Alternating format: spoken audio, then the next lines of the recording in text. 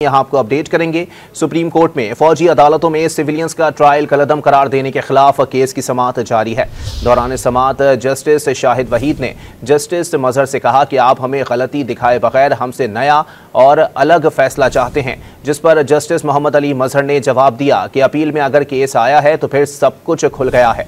आपको बताएं कि सुप्रीम कोर्ट में फौजी अदालतों में सिविलियंस का ट्रायल कलअदम करार देने के खिलाफ केस की समाअत जारी है। दौरान समाअत जस्टिस शाहिद वहीद ने जस्टिस मजहर से कहा कि आप हमें गलती दिखाए बगैर हमसे नया और अलग फैसला चाहते हैं, जिस पर जस्टिस मोहम्मद अली मजहर ने जवाब दिया कि अपील में अगर केस आया है तो फिर सब कुछ खुल गया है।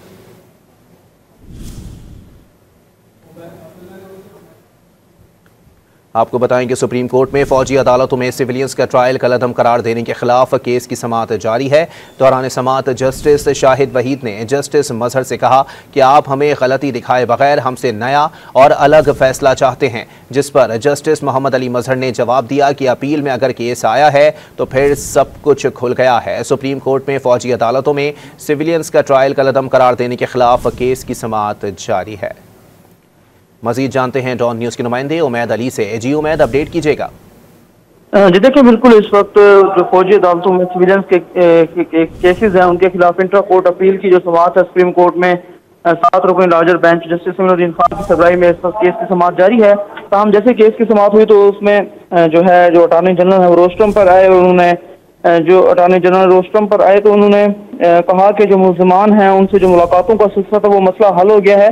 तो हम इस हवाले से जो सदारत खोसा है वो भी उन्होंने उनको इंटरप्रेट करने की कोशिश की। तो हम उसमें उन्होंने कहा कि रोस्ट्रम पर आकर बात करने की कोशिश की। हम चाहते हैं कि कम से कम आज इस केस की मेरिट पर समाअत शुरू करें। जैसे इरफान सादत ने कहा कि आप लतीफ खोसा साहब आप तशरीफ रखें कि हर समाअत पर हमारा आर्डर दरकार है।